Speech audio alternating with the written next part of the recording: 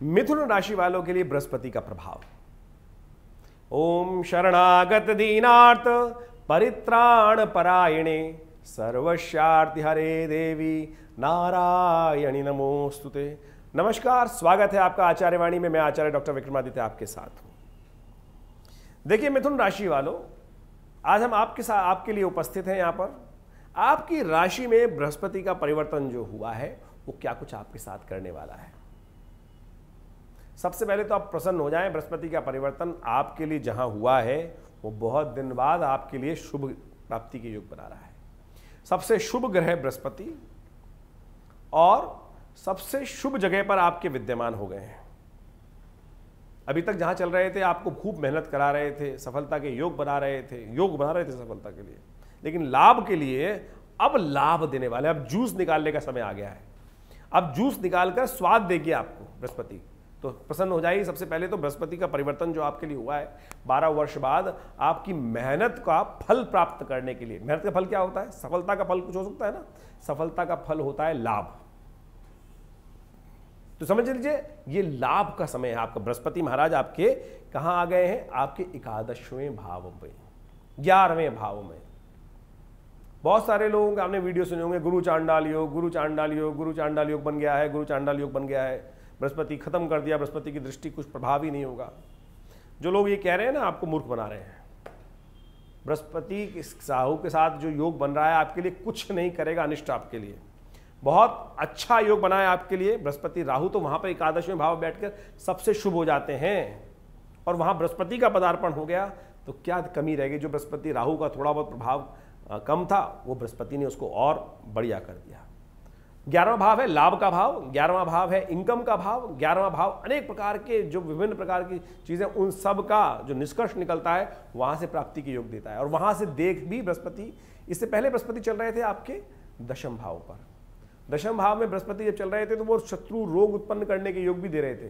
यानी आपका जो लाभ सफलता मिल रहे थे कहीं ना कहीं कुछ छुटपुट कुछ न कुछ आपके शत्रु उत्पन्न हो जाते थे। अरे अच्छा प्रोग्रेस कर रहा है, क्यों कर रहा है, कैसे कर रहा है, इसको तो दबाओ, इससे लाभ लो, इसका नुकसान कराओ। इस प्रकार के योग चल रहे थे। अन्य से कभी कभी रोग, सब कुछ ठीक चलते हुए रोग हो गया, स्वास्थ्य खराब हो गया, फिर कुछ नहीं हो पा रहा था सब कुछ। अब आ गया सबको लिपने का समय। अब समय आ गया आपका सौभाग्य का उदय का समय। अब आ गया आपका विशेष तौर पर अनेक प्रकार से लाभ देने का। लेकिन जो शनि बृहस्पति महाराज ने वहां पर रोग के लिए आपके लिए एक कष्ट दे के गए हैं, उनको ठीक करने में थोड़ा टाइम लगने वाला है। उसके भी उपाय हम आपको बताएंगे, वो आप करके आप विशेष तौर पर ठीक करने के योग दे सकते हैं, चिंता मत कीजिएगा। लेकिन इस वक्त बृहस्पति आपको विशेश तौर पर ये योग बन रहा है, बृहस्पति और राहु का योग, ये धन लाभ भी देगा, प्रगति भी देगा। निश्चित हो जाइए, निश्चित, जिसको बोलते हैं निश्चित। 110% गारंटी दे रहे हैं हम आपको आपकी राशि के अनुसार से कि ये समय आपके लिए बहुत ही अनुकूल रहने वाला है, बहुत बढ़िया रहने वाला है और आपको लाभ देने वाला है। बृहस्पति महाराज आपके 11वें भाव में बैठकर लाभ की स्थिति बनाएंगे। उसके बाद कहां देख रहे हैं बृहस्पति? सबसे पहले बृहस्पति की 3 दृष्टि होती है, पंचम, सप्तम और नवम। जो पहली दृष्टि पंचम दृष्टि है, पंचम दृष्टि कहां पड़ रही है? आपके 3य भाव में पड़ रही है, आपके साहस में, हिम्मत में, आपके बाहुबल में। आप देख सकते हैं इससे पहले क्या प्रभाव था और अभी बृहस्पति उदय जब हो गए हैं उसके बाद हिम्मत मर्दा मदद खुदा वाली स्थिति आप स्वयं करने वाले हैं। आप देखेंगे बृहस्पति व्यक्ति परिवर्तित हो गया।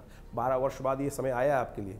ऐसे में आपको उसको पूर्ण लाभ लेने के लिए अपने आप को तैयार करने की जरूरत है। पूरी तरह से ग्रह तैयार है। लेकिन आप यदि जो जागत है सो पावत है, जो सोवत है सो खोवत है, समझ लीजिए भाग्य बिल्कुल समय जाग गया है। अब देखो बहुत सारे लोग क्या होता है कि सूर्य निकल आते हैं उसके बाद भी सो रहे होते हैं। अभी मैं कुछ दिन पहले एक व्यक्ति को लेक्चर सुन रहा था।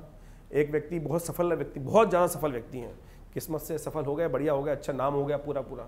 लेकिन वो वीडियो में बोल रहे थे कि मैं तो भैया 11-12 बजे सो के उठता हूँ, उसके बाद थोड़ी देर जाके ऑफिस में जाता हूँ, उसके बाद थोड़ी देर चाय पीता हूँ। ऐसे लोगों को मत सुनो भैया। देखो एक बात समझ लो, जब किस्मत साथ दे रही हो ना तो सिद्धांत को पालन करना चाहिए। जो सूर्य उदय होने के बाद उठते हैं और उनका भाग्य बहुत दिनों तक उनका साथ नहीं देता, उनका भाग्य सो जाता है कालांतर में जाकर। इसलिए प्रकृति के सिद्धांत को सूर्य उदय होने से पहले अवश्य जागने का प्रयास करना चाहिए। समय बिल्कुल अनुकूल है, लेकिन आप कर्म ही नहीं करोगे तो फिर क्या प्राप्त होगा। इसलिए मूर्खों का सानिध्य मत लो, बुद्धिमान बनो। आपके पूर्वज जो आपके संस्कारी लोग बता के गए हैं सूर्योदय से पहले उठना चाहिए, तो मैं आपको सिद्धांत तौर पर बता रहा हूँ। कई बार हम देखने शुरू करते हैं, हम आलसी बन जाते हैं, समय अच्छा चल रहा होता है। तो ये समझ लो भैया कि अब समय बिल्कुल अनुकूल है, प्रकृति के नियमों का पालन करो और स्पीड पकड़ लो, और जिसको कहते हैं पंजाबी में फट्टे चक दो। तो बिल्कुल वो स्थिति बन के तैयार है इस वक्त, तो आपको बिल्कुल तैयार हो जाना चाहिए। फिर 12 वर्ष तक फिर इंतजार करने की जरूरत नहीं पड़ेगी। तो इस समय बृहस्पति महाराज आपके तृतीय भाव जो देख रहे हैं, सबसे पहले पंचम दृष्टि से वो साफ साफ दिखाते हैं कि आपके लिए लोग बहुत सपोर्ट करने को तैयार होंगे, पार्टनर भी तैयार होंगे, आपकी हिम्मत भी अच्छी होगी।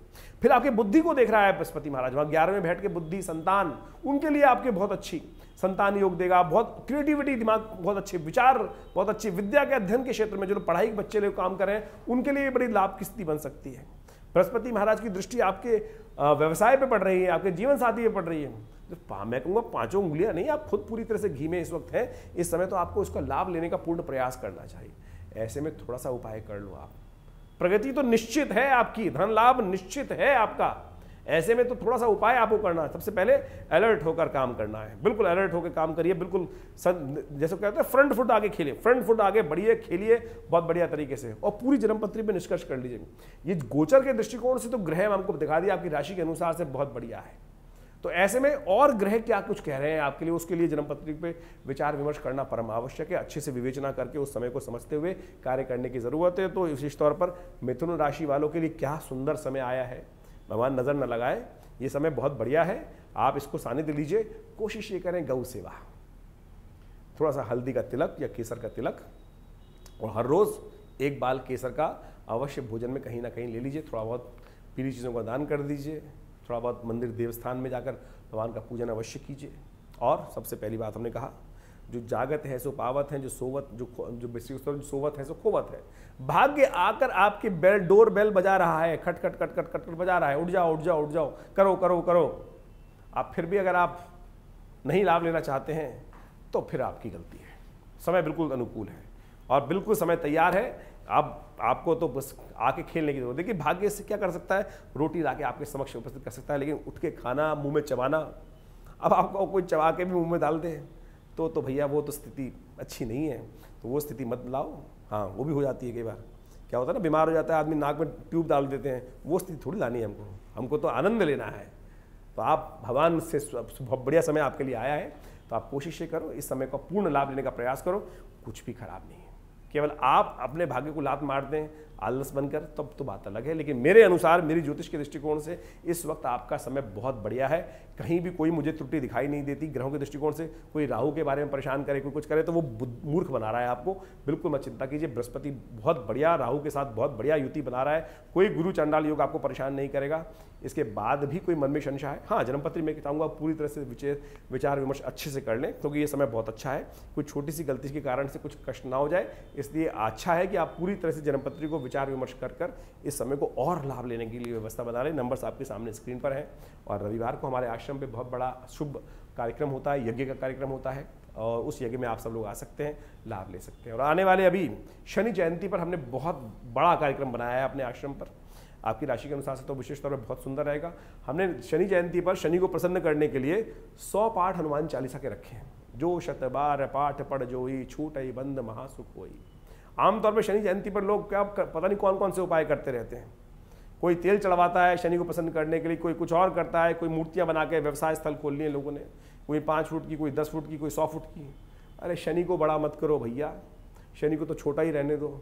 आप शनि को प्रभाव पता नहीं कहाँ से, कौन कौन से लोग, कैसे कैसे लोग क्या क्या करने के लिए चल रहे हैं अपनी जेब को भरने के लिए। तो आप कोशिश ये करो, शनि का ने जो आशीर्वाद दिया है ना, हनुमान जी को प्रदत्त किया आशीर्वाद कि जो आपकी आराधना करेगा मैं उसको कष्ट नहीं दूंगा।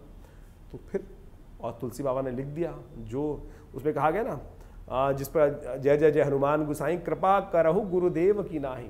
फिर कहते हैं तुलसी बाबा, जो शतबार पाठ पढ़ जोई, छूटई बंद महासुख होई। इससे बढ़िया सुंदर जवाब कहाँ उपस्थित कर लीजिए। बहुत सुंदर है, समय आपके लिए बहुत अनुकूल है, मुझे तो बहुत अच्छा दिखाई देता है हमारे ज्ञान के अनुसार से। तो आप उसका लाभ लीजिए, बहुत सुंदर समय है, इसका लाभ लीजिए। उपाय भी हमने आपको बता दिए सोने पे सुहागा प्राप्त करने के लिए। ईश्वर आपकी मनोकामना कल्याण करें, पूरी करें। धन्यवाद, नमस्कार।